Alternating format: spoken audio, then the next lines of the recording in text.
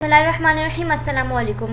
Okay students, हमारा FSc part 2 का chapter number 2 हमारा कंटिन्यू है। लास्ट टाइम हमने एटॉमिक हाइड्रोजन के uses, properties of atomic hydrogen इसकी प्रिपरेशन पढ़ी थी। और स्टूडेंट्स आज हम डिस्कस करेंगे चैप्टर नंबर 2 हाइड्रोजन का सब topic binary compounds of hydrogen. This is also a very important topic of the chapter number 2 binary compounds of hydrogen. Students इसमें से बहुत सारे क्वेश्चन आ रहे होते हैं एज अ ब्लैंक की फॉर्म में, और क्वेश्चन भी पूछ लेते हैं थ्योरी में। तो स्टूडेंट्स आपको ये लेक्चर बहुत और से समझना है और अच्छे से इसको कॉन्सेंट्रेशन से आपने इसको समझना है। Okay, binary compounds of hydrogen. Hydrogen combines with other elements and form binary compounds which are called hydroids। Student क्या लिखा हुआ है? हाइड्रोजन। हाइड्रोजन कंबाइंड हो किसके साथ? अदर एलिमेंट्स, कोई भी एलिमेंट्स के साथ, कोई पीरियोडिक टेबल के अंदर जितने भी एलिमेंट्स हैं उन सबके साथ, उनके किसी के साथ भी अगर हाइड्रोजन कंबाइन होकर बॉन्ड फॉर्म करता है तो उसको बोलते हैं बाइनरी कंपाउंड। और this binary compound which are called the hydrides. Students को हाइड्राइड्स क्यों कह रहे हैं? क्योंकि इसके अंदर हाइड्रोजन इन्वॉल्व है। ठीक है, बाइनरी कंपाउंड मतलब दो कंपाउंड, बाई मतलब टू, बाई मीन्स टू। ठीक है, टू कंपाउंड, तो हाइड्रोजन और दूसरा कोई एलिमेंट, ये दो बाइनरी कंपाउंड फॉर्म होते हैं, तो this is called the hydrides. Hydrides कहने का मतलब है कि इसके अंदर हाइड्रोजन इन्वॉल्व है, एक एलिमेंट हाइड्रोजन है और दूसरा एलिमेंट कोई भी हो सकता है। ठीक है स्टूडेंट्स, ये हाइड्राइड्स की डेफिनेशन यहाँ पे क्लियर होती है। Hydrogen form binary compound with all types of elements. ठीक है, जो हाइड्रोजन होता है वो किसी भी मीन्स के बाइनरी कंपाउंड फॉर्म कर लेता है ऑल टाइप्स ऑफ एलिमेंट्स के, इंक्लूडिंग इसमें क्या है, मेटल्स भी आ सकते हैं, जो कि हमारा एस ग्रुप एस ब्लॉक था इसके अंदर। ठीक है स्टूडेंट्स, 1A और 2A, और नॉन मेटल्स जो हमारा पूरा P ब्लॉक है, ठीक है, वो भी इसके अंदर इन्वॉल्व हो सकते हैं, एक्सक्लूडिंग जीरो ग्रुप। स्टूडेंट्स यहाँ पे जीरो ग्रुप इंक्लूड क्यों नहीं है? क्योंकि हमने पता है, हम पढ़ चुके हैं कि जीरो ग्रुप स्टेबल ग्रुप होता है, इसका आउटर मोस्ट शेल कंप्लीट होता है और वो किसी से रिएक्शन शो नहीं करता। क्यों? क्योंकि उसका आउटर मोस्ट शेल कंप्लीट है, इसको कोई ज़रूरत नहीं किसी से रिएक्शन करने की, ये स्टेबल हैं, ये आराम से बैठे हुए हैं, इनको कोई मतलब कि इनको कोई नीड नहीं है कि अपने वो इलेक्ट्रॉन को शेयरिंग करें या फिर इलेक्ट्रॉन को ट्रांसफ़र करें, क्योंकि अपना आपको स्टेबल करने के लिए। क्योंकि स्टूडेंट्स ये जितने भी मेटल्स और नॉन मेटल्स हैं, जितने भी हैं, ये सारे अनस्टेबल होते हैं क्योंकि इनका आउटर मोस्ट शेल कंप्लीट नहीं होता। तो ये जितने भी रिएक्शन हो रहे होते हैं वो ये चाह रहे होते हैं कि हम किसी के साथ भी रिएक्शन करके अपने आप को स्टेबल कर लें। तो यहाँ पर ये मेटल्स और नॉन मेटल्स जितने भी हैं यहाँ पे हाइड्रोजन के साथ रिएक्शन करके अपने आप को स्टेबल करते हैं, अपने आप को बॉन्डिंग फॉर्म करते हैं। स्टूडेंट्स, बॉन्ड जब भी फॉर्म होता है कि जब कोई दो एलिमेंट्स अपने इलेक्ट्रॉन को ट्रांसफ़र करें या इलेक्ट्रॉन की शेयरिंग करें, तो बॉन्ड जब भी फॉर्म होता है। और बॉन्ड कब फॉर्म होता है? कि जब किसी एलिमेंट का आउटर मोस्ट शेल इनकम्प्लीट हो या फिर उसका पेयरिंग कंप्लीट ना हो, तो वो अपने आप को स्टेबल करने के लिए, अपने आप को नॉर्मलाइज कंडीशन में लाने के लिए, अपने आप को लेस रिएक्टिव कंडीशन में लाने के लिए किसी दूसरे के साथ बॉन्ड करता है। और स्टूडेंट जब बॉन्ड फॉर्म करता है तो एक कंपाउंड फॉर्म होता है। वो कंपाउंड भी केमिस्ट्री के अंदर बहुत यूज़फुल होता है डिफरेंट पर्पसेस के लिए। लेकिन इसके अंदर जीरो ग्रुप इंक्लूड नहीं, क्योंकि इसका आउटर मोस्ट शेल कंप्लीट है, इसको कोई ज़रूरत नहीं है हाइड्रोजन के साथ या फिर किसी नॉन मेटल या मेटल के साथ रिएक्शन शो करने की, तो इसलिए इसमें ये एक्सक्लूड है, इसमें कोई इंक्लूड नहीं है। ठीक है, okay. Hydrides therefore have also varied structure and properties. जो हाइड्राइड्स फॉर्म होंगे, जो ये मेटल्स और नॉन मेटल के साथ जो ये हाइड्रोजन कंबाइन होकर बाइनरी कंपाउंड बनाएंगे, जो हाइड्राइड्स फॉर्म करेंगे, इसकी जो नेचर होती है, मतलब जो इसकी जो स्ट्रक्चर होगा वो इसका डिफरेंट होगा और प्रॉपर्टीज़ भी एक दूसरे से डिफरेंट होंगी। स्टूडेंट्स, क्योंकि हम पढ़ चुके हैं कि जो हमारा पीरियोडिक टेबल क्लासीफाई हुआ है वो डिफरेंट प्रॉपर्टीज़ के अकॉर्डिंग हुआ है, कि जो लिक्विड हैं, कुछ मेटल्स हैं, कुछ नॉन मेटल्स हैं, कुछ सॉलिड हैं, ठीक है स्टूडेंट्स, कुछ गैसेस हैं, तो उन सबकी प्रॉपर्टीज़ और स्ट्रक्चर एक दूसरे से डिफरेंट होंगे। ठीक है स्टूडेंट्स, सो हाइड्राइड्स में be classified into following major groups according to the nature of the bonding and properties. तो इसीलिए हाइड्रोजन को जब कंबाइंड होता है पीरियोडिक टेबल के अंदर डिफरेंट मेटल्स और नॉन मेटल के साथ, तो इसके स्ट्रक्चर और प्रॉपर्टीज़ डिफरेंट होते हैं, तो इसलिए इसकी नेचर ऑफ बॉन्डिंग भी डिफरेंट होगी ना स्टूडेंट्स। किसके साथ ये आयोनिक बॉन्ड फॉर्म करेंगे, किसके साथ ये कोवलेंट बॉन्डिंग फॉर्म करेंगे, किसके साथ ये मेटालिक बॉन्ड फॉर्म करेंगे, किसके साथ ये कॉम्प्लेक्स बॉन्डिंग फॉर्म करेंगे। तो जिस तरह से नेचर डिफरेंट है, पीरियोडिक टेबल के अंदर प्रॉपर्टीज, उसके एलिमेंट्स की प्रॉपर्टीज़ डिफरेंट है, नेचर डिफरेंट है, इस तरह से इनकी बॉन्डिंग भी डिफरेंस होगी और इससे बनने वाले जो कंपाउंड होंगे वो भी एक दूसरे से डिफरेंस होंगे in the form of structure और in the form of structure and in the form of properties. ठीक है स्टूडेंट्स, ओके। जो बाउंडिंग फॉर्म होगी वो ये लिखी हुई, ये लिस्ट है, लिस्ट हियर बिलो, कि जो आयनिक जो बॉन्डिंग फॉर्म होगी वो आयनिक और सॉल्ट लाइक हाइड्राइड्स फॉर्म होंगे, कोवलेंट हाइड्राइड्स फॉर्म होंगे, complex hydrides, metallic hydrides, polymeric hydrides और बॉर्डर लाइन हाइड्राइड्स।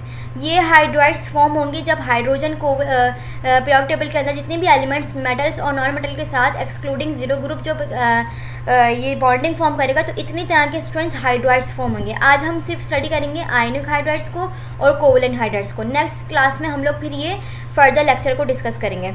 ओके, सबसे पहले स्टार्ट करते हैं हम लोग ionic hydrides. Students, ionic hydrides means ions की जो रिजल्ट में जो हाइड्राइड्स फॉर्म होंगे दिस इज का आयोनिक हाइड्राइड्स। ठीक है, इसको डिटेल में पढ़ते हैं हम यहाँ पे। These types of hydrides are formed by the metals of group of 1A alkali metals and group of second day alkaline earth metal. Students, यहाँ पर जो हाइड्राइड्स फॉर्म हो रहे हैं, हाइड्रोजन जो अपने हाइड्राइड्स फॉर्म करेगा वो किसके साथ करेगा यहाँ पे स्टूडेंट्स 1A और 2A। स्टूडेंट्स, हमें पता है 1A और 2A एस ब्लॉक होता है पीरियोडिक टेबल के अंदर। आप देखिएगा खोल के उसे, हम डिटेल में पढ़ चुके हैं कि हम ब्लॉक वाली बात हम समझ चुके हैं कि 1A और 2A को हम एस ब्लॉक बोलते हैं क्योंकि इसके इलेक्ट्रॉनिक कॉन्फिगरेशन के एंड में एस ऑर्बिटल ऑक्यूपाई होता है इलेक्ट्रॉन से, इसका वैलेंस शेल, तो इसलिए हम इसको बोलते हैं एस ब्लॉक।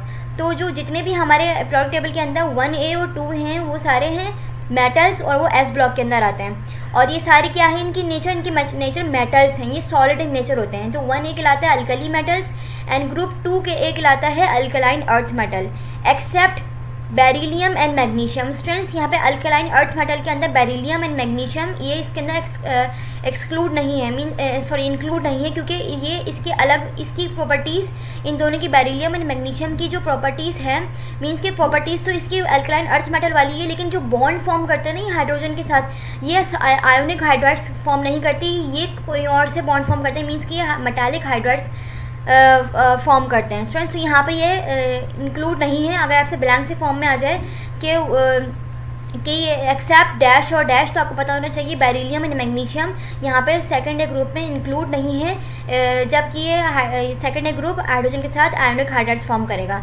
स्टूडेंट्स, की अलग प्रॉपर्टीज़ होती हैं। Okay, in these hydrides metals atoms form positive ion by losing valence electron. Students, हम ये बात पढ़ चुके हैं इलेक्ट्रो पॉजिटिव और इलेक्ट्रो नेगेटिव वाला कॉन्सेप्ट हमने लास्ट वीडियोस में जब हम हाइड्रोजन का इंट्रोडक्शन पढ़ रहे थे, जब हम position of the hydrogen discuss कर रहे थे तो हमने बहुत डिटेल में इसको पढ़ा था कि इलेक्ट्रो पॉजिटिव और इलेक्ट्रो नेगेटिव का जो है कॉन्सेप्ट हमने क्लियर किया था। ओके स्टूडेंट्स, यहाँ पे हम लोग सिर्फ इसको समझते हुए आगे बढ़ते हैं।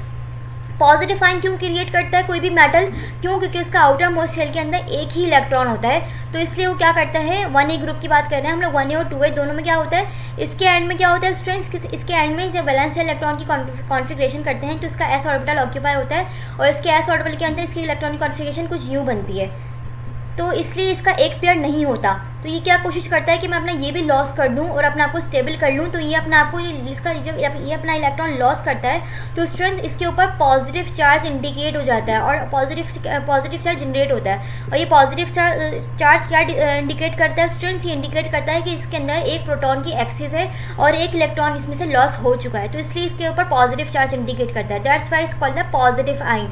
तो ये पॉजिटिव आयन अपने आप को क्रिएट करता है पॉजिटिव आयन की फॉर्म में by losing their valence electron. And hydrogen students, hydrogen के आउटर मोस्ट शेल के अंदर एक इलेक्ट्रॉन नहीं होता, मींस कि इसका पेयरिंग एक पेयर नहीं होता। हमने हाइड्रोजन का स्ट्रक्चर पढ़ा था, हम इंट्रोडक्शन ऑफ हाइड्रोजन में पढ़ चुके हैं कि हाइड्रोजन का जब आउटर मोस्ट शेल होता है इसका वैलेंस शेल में सिर्फ एक ही इलेक्ट्रॉन होता है, क्योंकि इसके अंदर एक ही प्रोटॉन होता है, उसका एटॉमिक नंबर भी 1 होता है, तो इसलिए इसके अंदर एक ही इलेक्ट्रॉन होता है। तो स्टूडेंट्स ये इनकम्प्लीट होता है, तो ये कहता है कि अगर मुझे एक इलेक्ट्रॉन कहीं से मिल जाए तो मैं अपना इलेक्ट्रॉन का पेयर कंप्लीट कर लूँ और अपने आप को स्टेबल कंडीशन में जाऊँ। तो स्टूडेंट्स अभी अपने आप को जब स्टेबल कंडीशन में लेके आता है, किसी से इलेक्ट्रॉन लेता है तो अपने ऊपर एक नेगेटिव चार्ज जनरेट करता है। स्टूडेंट्स, ये नेगेटिव चार्ज जनरेट करने का मतलब क्या है? ये नेगेटिव चार्ज जनरेट करने का मतलब है कि इसने आप एक इलेक्ट्रॉन इसके अंदर एक्सिस हो गई है, एक इलेक्ट्रॉन की इसके अंदर एक्सिस हो गई है, मीन्स के अंदर एक प्रोटॉन था एक ही इलेक्ट्रॉन था, तो ये नॉर्मल कंडीशन में था, मीन्स कि इसके पास 0 चार्ज था, इसके पास कोई चार्ज नहीं था, ये न्यूट्रल था। ठीक है, ना इसने कोई गेन किया था ना इसने लॉस किया था। वैन जब इसने एक इलेक्ट्रॉन किसी आउटर मोस्ट शेल में से ले लिया, क्यों, क्योंकि इसका आउटर मोस्ट शेल कंप्लीट नहीं होता, इसके अंदर सिर्फ एक ही इलेक्ट्रॉन होता है, तो ये चाहता है कि मैं किसी से एक इलेक्ट्रॉन ले लूँ और अपने आप को स्टेबल कंडीशन में ले आऊँ। तो ये क्या करता है, ये किससे लेता है अपना एक इलेक्ट्रॉन, ये स्टूडेंट्स ये 1A ग्रुप से लेता है, ये मेटल से और 2A ग्रुप से अपना इलेक्ट्रॉन को लेकर अपने आप को स्टेबल कंडीशन में लेके आ रहा होता है। तो इसलिए इसके ऊपर कौन सा चार्ज जनरेट होता है स्टूडेंट्स, इसके ऊपर नेगेटिव चार्ज जनरेट होता है। नेगेटिव चार्ज इंडिकेट ही कर रहा होता है कि इसके अंदर अब एक इलेक्ट्रॉन की एक्सिस हो गई है, तो मतलब कि एक प्रोटॉन कम हो गया और एक इलेक्ट्रॉन की एक्सिस हो गया। अब ये न्यूट्रल कंडीशन में नहीं रहा, न्यूट्रल कंडीशन में नहीं रहा, अब ये इलेक्ट्रॉन नेगेटिव कंडीशन के अंदर आ गया है। तो ये क्या करता है, negative ion by gaining that electron in order to complete its shell. Okay students, they have general formula MH plus minus H in case of 1A group. Students ये देखें क्या लिखा हुआ है, यहाँ पे इसको समझते हैं ये वाली बात। ये सोडियम में ये कौन से ग्रुप से बिलोंग करता है स्टूडेंट्स, ये 1A ग्रुप से बिलोंग करता है। हम बहुत दफ़ा पढ़ चुके हैं, ये 1A ग्रुप से बिलोंग करता है। तब इसकी इलेक्ट्रॉनिक कॉन्फ़िगरेशन करते हैं तो इसके एंड में आता है हमारे पास 3।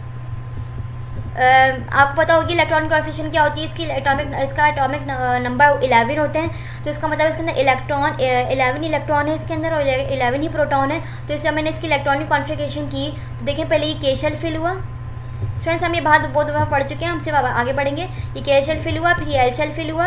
यहाँ पे 2 इलेक्ट्रॉन है, यहाँ पे 8 इलेक्ट्रॉन है, तो 10 हो गए। 1 बचा, यहाँ पे M में गया, 1 इलेक्ट्रॉन M में गया, तो इसके अंदर सिर्फ एक सब ऑर्बिटल फिल हुआ, वो है 3s1। ठीक है स्टूडेंट्स, अब ये 3s1 आ रहा है तो इसका मतलब ये 3s1 जिसके भी एंड में आएगा तो उसका मतलब 1A ग्रुप से बिलोंग करता है ये। तो इसका देखें स्टूडेंट्स, यहाँ पे इसका एक पेयर नहीं है, ये एक पेयर नहीं है इसका। तो ये क्या करेगा, ये चाहेगा कि मैं अपना यही इलेक्ट्रॉन लॉस कर दूं। क्यों, क्योंकि स्टूडेंट्स ये इसकी इलेक्ट्रॉन एफिनिटी पावर बहुत लो होती है। स्टूडेंट्स इलेक्ट्रॉन एफिनिटी पावर क्या होती है कि इसकी वो ताकत कि किसी भी दूसरे एलिमेंट के आउटर मोस्ट शेल में से किसी का इलेक्ट्रॉन खींच ले और अपने आप को स्टेबल कंडीशन में ले आए, अपने आप को स्टेबल कर ले, अपना इलेक्ट्रॉन के पेयर कंप्लीट कर ले। तो इसके अंदर इसकी इतनी पावर नहीं होती कि किसी दूसरे में से ये मतलब ये वीक होते हैं, थोड़े कमज़ोर से होते हैं, इसके अंदर इतनी पावर ही नहीं होती कि ये दूसरे किसी एलिमेंट के आउटर मोस्ट शेल में से किसी का इलेक्ट्रॉन ले लें।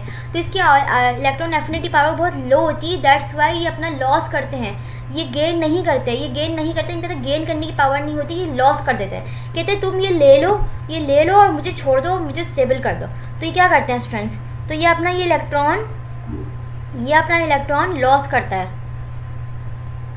ये अपना इलेक्ट्रॉन क्या करता है, ये लॉस कर देता है, ये अपना इलेक्ट्रॉन लॉस कर देता है और इसको और अपने ऊपर क्या चार्ज क्रिएट कर लेता है, अपने ऊपर चार्ज क्रिएट कर लेता है पॉजिटिव चार्ज। ये स्टूडेंट्स, ये पॉजिटिव चार्ज क्या इंडिकेट कर रहा है, पॉजिटिव चार्ज ये इंडिकेट कर रहा है कि अब इसके अंदर से एक प्रोटॉन एक्सिस हो गया, क्योंकि अब 11 प्रोटॉन थे इसके अंदर और 11 इलेक्ट्रॉन थे, तो ये न्यूट्रल था। अब इसे अभी इलेक्ट्रॉन लॉस कर देगा, अपना इलेक्ट्रॉन लॉस कर देगा, तो अब इसके ऊपर ये नेगेटिव पॉजिटिव चार्ज क्या इंडिकेट करेगा कि अब इसके अंदर एक प्रोटॉन 11 हो गए, एक प्रोटॉन की एक्सिस हो गई और इलेक्ट्रॉन लॉस हो गया। तो यहाँ पे अब 10 इलेक्ट्रॉन हो गए और 11 प्रोटॉन हो गए। तो that's why create a charge of proton, positive charge on it self.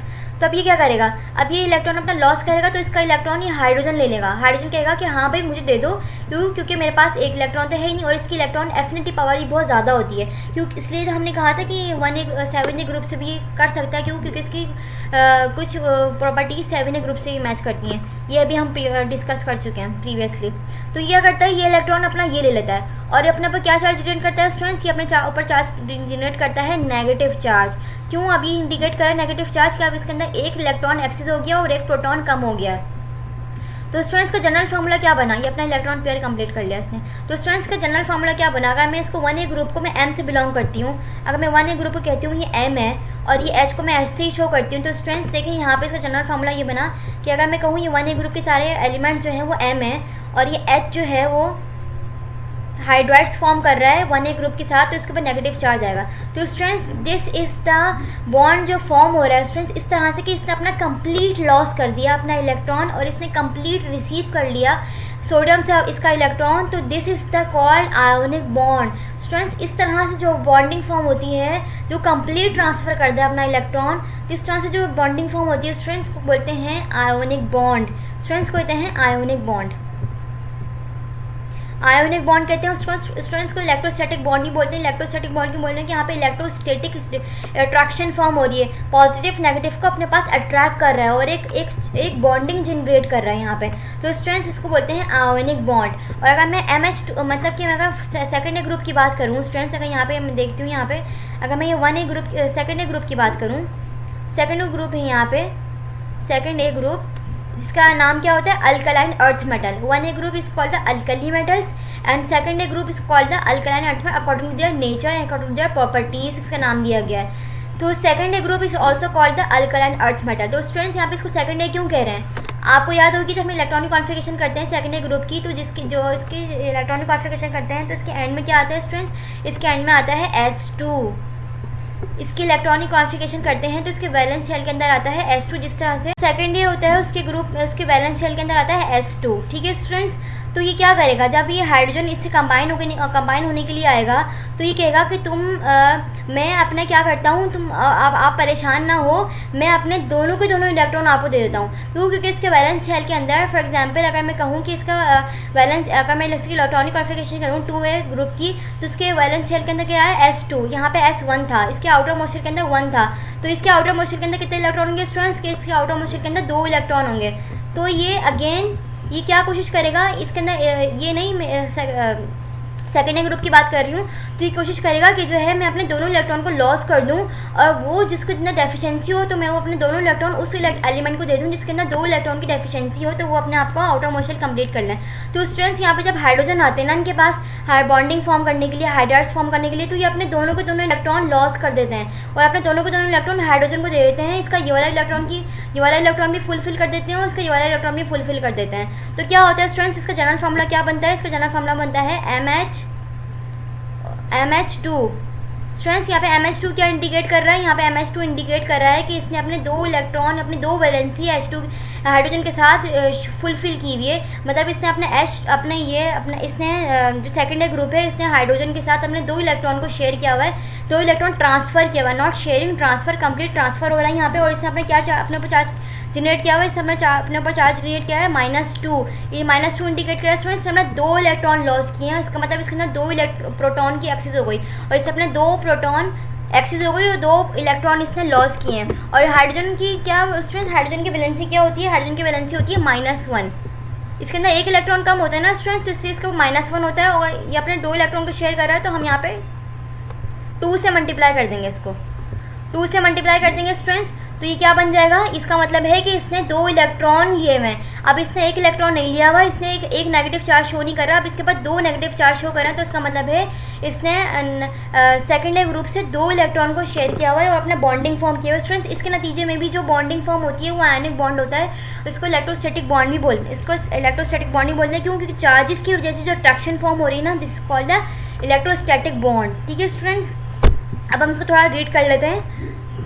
They have the general formula M plus H minus M is the 1A group और H is the hydrogen M positive, मतलब इसने 1 electron loss किया हुआ है और इसने complete loss कर दिया और हाइड्रोजन ने क्या हुआ कंप्लीट गेन कर लिया, तो इसलिए हम नेगेटिव साइन जनरेट हो गया इसके ऊपर। इन case of group A and MH2 मतलब M के ऊपर +2 लगा हुआ है और H के ऊपर ये 2 क्या शो कर रहा है स्टूडेंट्स, ये इसकी वैलेंसी शो कर रहा है। ये M की वैलेंसी जो सेकंड है ग्रुप की वैलेंसी शो कर रहा है ये 2 और ये -1 इसकी वैलेंसी है और ये 2 क्या शो कर रहा है, इसका मतलब इसने 2 इलेक्ट्रॉन लिए हैं और ये +2 क्या जनरेट कर रहा है स्टूडेंट्स, ये क्या इंडिकेट कर रहा है, ये कह रहा है कि इसने अपने 2 इलेक्ट्रॉन दे दिए और इसने ये 2 इलेक्ट्रॉन ले लिए, तो इसने दीजिए मुझे बॉन्डिंग फॉर्म हुई in case of metals of second A group. ठीक है, therefore these hydrides are known as the ionic hydrides. Friends, इसके नतीजे में जो बॉन्डिंग फॉर्म होती है उसको बोलते हैं हम आयोनिक हाइड्राइड्स।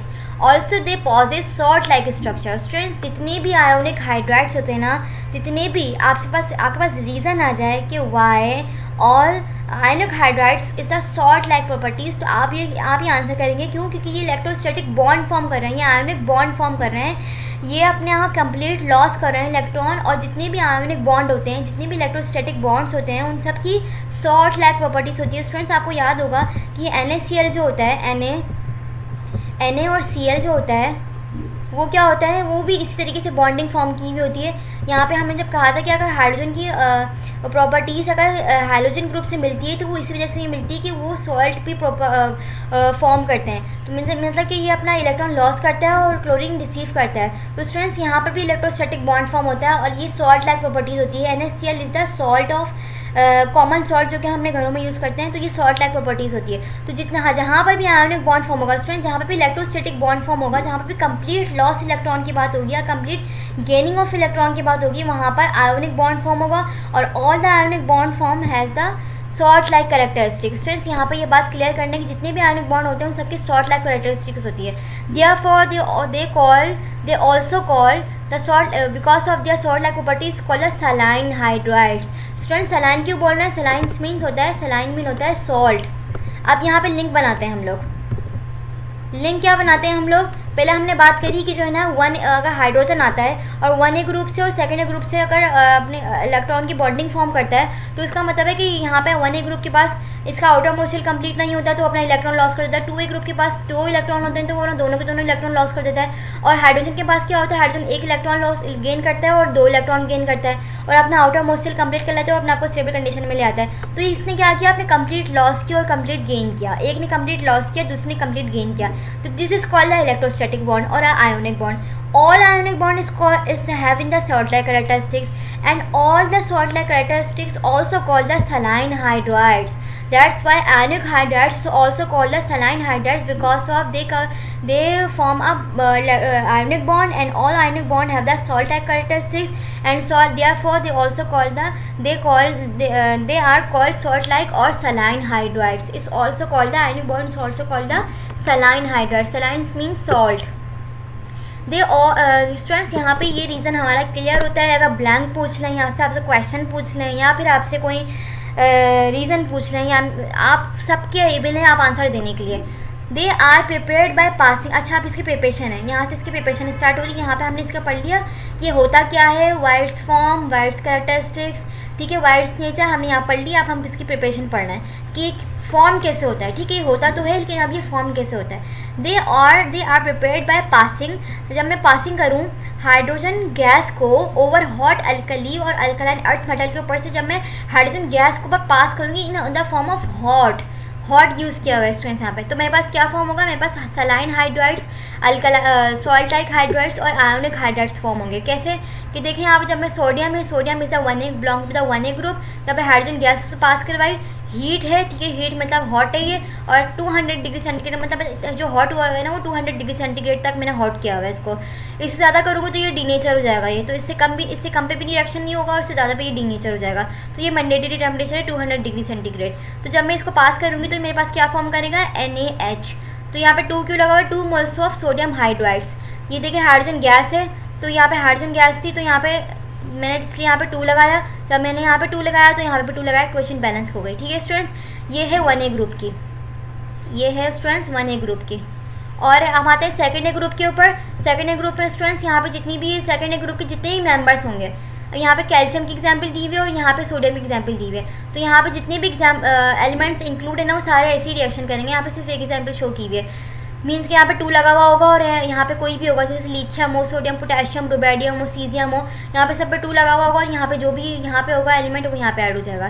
ठीक है, ये 1a ग्रुप की बात कर रही हूँ। और 2nd ग्रुप की except of magnesium and beryllium, यहाँ पे जो भी कैल्शियम है, यहाँ पे अगर जो भी 2nd ग्रुप का मेंबर रख दूँ यहाँ पर मैं और से यहाँ पे हाइड्रोजन गैस पास करवाऊँ तो यहाँ पर ये बनेगा कैल्शियम हाइड्राइड्स। तो यहाँ पे देखें H2 गैस है, H2 गैस मैंने यहाँ पे लगा दी, यहाँ पे 2, तो यहाँ पे हाइड्रोजन गैस, यहाँ पे इसकी वैलेंसी 2 शो कर रहा है, ये कैल्शियम की 2 वैलेंसी शो कर रहा है कि इसने 2 इलेक्ट्रॉन दिए हुए हैं हाइड्रोजन को और इससे हमने 2 इलेक्ट्रॉन लिए हुए हैं इस कैल्शियम से, तो इसलिए यहाँ पे बैलेंस के लिए 2 नहीं लग रहा। यहाँ पे इलेक्ट्रॉन शेयरिंग कर रहा था तो इसलिए यहाँ पे 2 लग रहा था, यहाँ पे 2 इलेक्ट्रॉन शेयरिंग कर रहा है तो इसलिए यहाँ पे 2 नहीं लग रहा। ठीक है स्टूडेंट्स, ये इक्वेशन बैलेंस हो गई। Okay, they are colourless. कोई कलर शो नहीं करते क्योंकि इसके अंदर कोई इम्प्यूरिटी मौजूद नहीं होती, तो ये कलरलेस है। Non volatile students, non volatile किसे कहते हैं? नॉन वोलेटाइल कहते हैं कि ऑर्डिनरी टेम्परेचर के ऊपर ये एवापोरेट ना हो सके। जैसे कि अल्कोहल होता है ना, स्प्रिट होती है, अल्कोहल होता है, पेट्रोल होता है, वो क्या होता है कि अगर मैं रूम टेम्परेचर के ऊपर से रखूँ तो वो क्या होगा, वो एवापोरेट हो जाएगा। तो ये जो सॉल्ट टाइप प्रॉपर्टीज़ होती है ना, जितनी भी सलाइन हाइड्राइड्स होते हैं वो नॉन वोलेटाइल होते हैं, वो वोलेटाइल इन नेचर नहीं होते, वो नॉन वोलेटाइल होते हैं सॉल्ट। ठीक है, लाइक सॉलिड्स देखें, कोई सॉलिड पड़ा हुआ होता है वो तो नहीं, तो थोड़ी देर बाद वो वोलेटाइल हो जाए, एवापोरेट हो जाएगा। तो जितने भी, जैसे नमक होता है हमारा ऑर्डिनरी नमक जो हम सॉल्ट यूज़ करते हैं, तो वो एवापोरेट तो नहीं होता ना।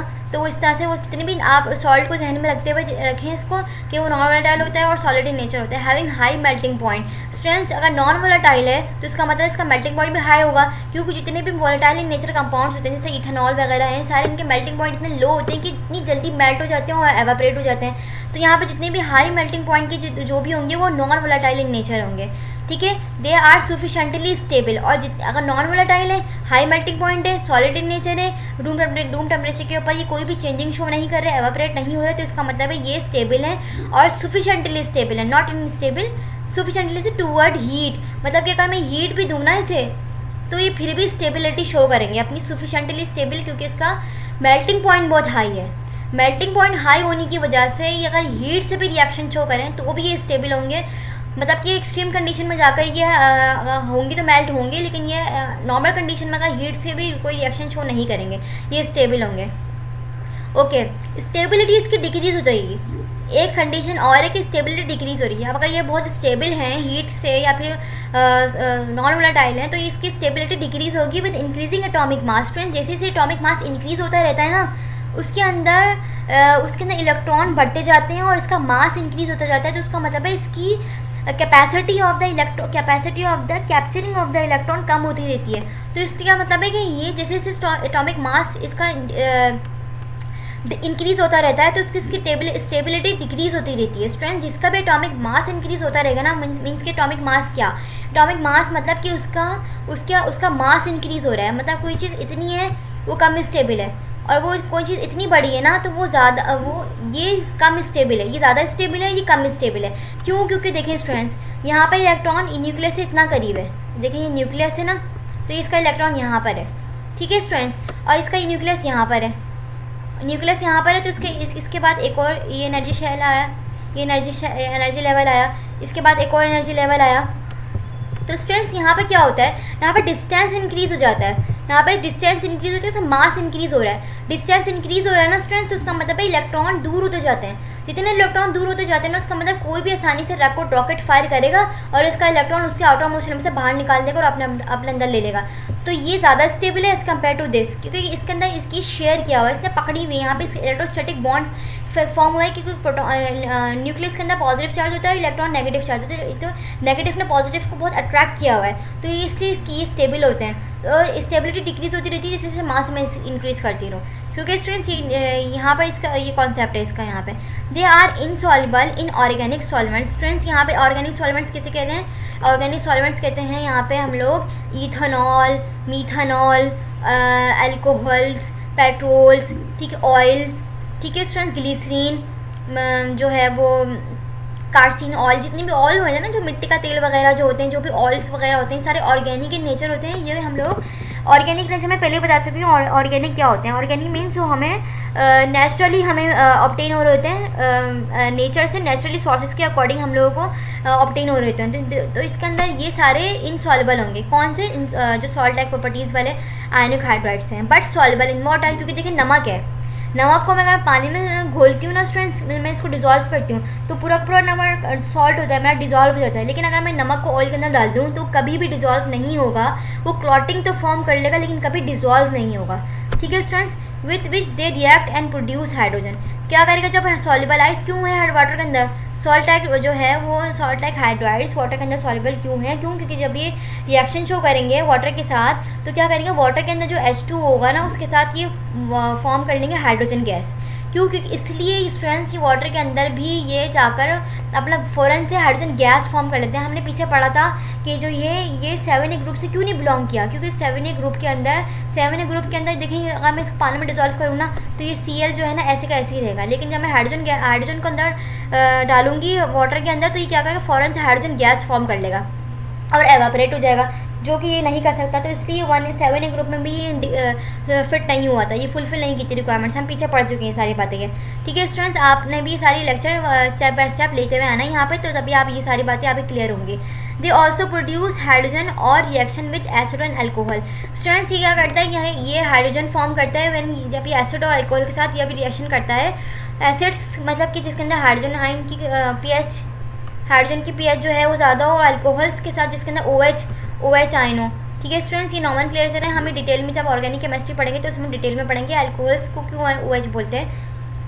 तो ये जब भी रिएक्शन करेंगे एसिड के साथ और अल्कोहल के साथ तो ये हाइड्रोजन गैस फॉर्म करेंगे। तो यहाँ पे फर्दर रिएक्शंस लिखे हुए हैं, यहाँ पे हम उसको पढ़ लेते हैं। जब ये सोडियम हाइड्राइड्स वाटर के साथ रिएक्शन करेगा तो ये क्या फॉर्म करेगा स्टूडेंट्स, ये NaOH फॉर्म करेगा और हाइड्रोजन गैस फॉर्म करेगा। जब ये सोडियम जो है सोडियम हाइड्राइड्स HCl के साथ रिएक्शन करेगा तो ये क्या करेगा कि स्टूडेंट्स, यहाँ पे इसके ऊपर पॉजिटिव चार्ज होता है, इसके ऊपर पॉजिटिव चार्ज होता है और इसके ऊपर नेगेटिव चार्ज होता है। तो ये नेगेटिव पॉजिटिव से और पॉजिटिव नेगेटिव से रिएक्शन करेगा। Na करेगा Cl से तो NaCl बनाएगा, और H और EH अपने आप साथ रिएक्शन शो करके H2 गैस बना लेंगे। अभी जब सोडियम हाइड्राइड्स की प्रॉपर्टीज हैं, इसकी रिएक्शन बता रहे हैं। ठीक है, जब सोडियम हाइड्राइड्स, जब इथेनॉल C2H5OH मतलब इथेनॉल, ईथ मतलब 2 कार्बन और इथेनॉल, ऑल मतलब OH लगा हुआ है, यहाँ पे हाइड्रोक्सिल ग्रुप लगा हुआ है, ईथ मतलब 2 कार्बन होता है। तो जब ये सोडियम हाइड्राइड्स इथेनॉल के साथ रिएक्शन करेगा तो क्या फॉर्म करेगा स्टूडेंट्स, ये फॉर्म करेगा, यहाँ से इसका H निकाल देगा और इसकी जगह ये Na आ जाएगा यहाँ पे, और यहाँ पे क्या कर लेगा, ये H और H आपस में कंबाइन होकर H2 गैस बना लेंगे। तो ये क्या फॉर्म करेगा C2H5ONa। ठीक है, सोडियम ईथ ऑक्साइड ये बेस फॉर्म कर लेगा, इसने यहाँ पे बेस फॉर्म कर ली, यहाँ पे इसने ये भी बेस है, ये भी बेस है, ये भी स्ट्रॉन्ग बेस है, और ये क्या है, सॉल्ट है। तो इसने क्या किया, इसने हाइड्रोजन गैस बना ली। अभी जब कैल्शियम हाइड्राइड्स, ये सेकेंडरी ग्रुप की बात कर रहे हैं, जब कैल्शियम हाइड्राइड्स वाटर के साथ रिएक्शन करेगा तो क्या बनेगा स्टूडेंट्स, यहाँ पे कैल्शियम हाइड्रोक्साइड बनाएगा, कैल्शियम हाइड्रोक्साइड फॉर्म करेगा with 2 valency of this. Calcium के साथ कैल्शियम की वैलेंसी यहाँ पे शिफ्ट हुई हुई है और इसकी वैलेंसी यहाँ शिफ्ट हुई हुई है। तो स्टूडेंट्स कैल्शियम की वैलेंसी है -2 +2 होती है। हमें सबको पता है कि अपने इसके आउटर मोस्ट शेल के अंदर 2 इलेक्ट्रॉन ऑक्यूपाई करते हैं, क्योंकि s ऑर्बिटल होता है, S2 आता है इसके एंड में। तो ये 2 इलेक्ट्रॉन की जहाँ पे लिखा हुआ हो तो इसका मतलब इसने 2 इलेक्ट्रॉन इसने ट्रांसफ़र किए हुए हैं इसको। तो यहाँ पे इसने 2 इलेक्ट्रॉन यहाँ पे बना के कैल्शियम हाइड्रोक्साइड फॉर्म किया और यहाँ पे इसने हाइड्रोजन गैस फॉर्म की है। Okay students, such reaction are vigorous means बहुत रैपिड क्विकली रिएक्शन होता है यहाँ पे with hydrides of alkali metals. Alkali metals के साथ जब भी कोई रिएक्शन शो होगा तो वो बहुत विग्रस होगा स्टूडेंट्स। जो भी हाइड्राइड्स अल्कली मेटल के साथ फॉर्म होंगे वो बहुत विग्रस होंगे, वो बहुत रैपिडली और क्विकली फॉर्म होंगे। And moderate with hydrides of alkaline earth metal, और अल्कलाइन अर्थ मेटल की स्पीड थोड़ी मॉडरेट होगी, इतनी ज़्यादा फास्ट नहीं होगी जैसे कि अल्कली मेटल के अंदर होती है। क्योंकि इसके अंदर एक इलेक्ट्रॉन होता है आउटर मोस्ट शेल के अंदर, और इसके अंदर थोड़ा इसका स्ट्रक्चर थोड़ा कॉम्प्लेक्स हो चुका होता है, क्योंकि इसके अंदर एनर्जी लेवल्स बढ़ जाते हैं। तो इसलिए इसका रिएक्शन थोड़ा मॉडरेट होता है और इसका रिएक्शन थोड़ा फास्ट इसलिए होता है क्योंकि इसके अंदर एक ही इलेक्ट्रॉन ऑक्यूपाई होता है इसके आउटर मोस्ट शेल के अंदर। Generally CH2 is use to prepare hydrogen gas. Normally जो यूज़ करते हैं इंडस्ट्री के अंदर, अगर आपसे ब्लैंक में पूछ लें कौन सा एलिमेंट इन्वॉल्व है, जो कौन सा कंपाउंड नॉट एलिमेंट, कौन सा कंपाउंड इन्वॉल्व है कि जिससे हम लोग प्रिपेयर करते हैं हाइड्रोजन गैस, तो जनरली कैल्शियम हाइड्रोक्साइड, ये वाला रिएक्शन यहाँ पे बात की हुई है। Generally calcium hydroxide is use to prepare the hydrogen gas. Okay students, they are used as a source for producing hydrogen. कौन सा, और जितने भी सोर्सेज हैं ये सारे प्रोड्यूस करते हैं, हम लोग यूज़ करते हैं for the sources of the produce of the hydrogen gas as reducing agent. Students, reducing agent क्या होते हैं? रिड्यूसिंग एजेंट कहते हैं कि वो सारे एलिमेंट्स जो कि अपना इलेक्ट्रॉन इजीली रिमूव कर दें। जितने भी 1A और 2A ग्रुप हैं, 1A ग्रुप और 2A ग्रुप हैं, जितने भी हैं ये सारे रिड्यूसिंग एजेंट होते हैं। इनकी प्रॉपर्टीज़ क्यों? क्योंकि स्टूडेंट्स ये अपना आउटर मोस्ट शेल में से अपना वैलेंस इलेक्ट्रॉन लॉस कर देते हैं। जो भी एलिमेंट अपने एलिमेंट को लॉस करने की कैपेसिटी रखते हैं ना स्टूडेंट्स, वो सारे होते हैं रिड्यूसिंग एजेंट। वो अपने आप को रिड्यूस कर रहे होते हैं। ठीक है स्टूडेंट्स, ये अपने आप को रिड्यूस कर रहे होते हैं। In metallurgic process and dehydration agent for the organic solvents. और क्या करते हैं ये मेटलर्जिक प्रोसेस का रिड्यूसिंग एजेंट यूज़ हो रहा होता है एज मेटलर्जिक प्रोसेस में, और डिहाइड्रेटिंग एजेंट यूज़ हो रहा होता है फॉर द ऑर्गेनिक सॉल्वेंट्स के अंदर। ठीक है स्टूडेंट्स, यहाँ पे हमारा आयोनिक बॉन्ड कंप्लीट होता है। नेक्स्ट लेक्चर में हम लोग कोवलेंट बॉन्ड कंप्लीट करेंगे। ओके स्टूडेंट्स, यहाँ तक के लिए अल्लाह हाफिज़। नेक्स्ट लेक्चर में हम लोग कोवलेंट बॉन्डिंग मतलब कोवलेंट हाइड्राइड्स डिस्कस करेंगे।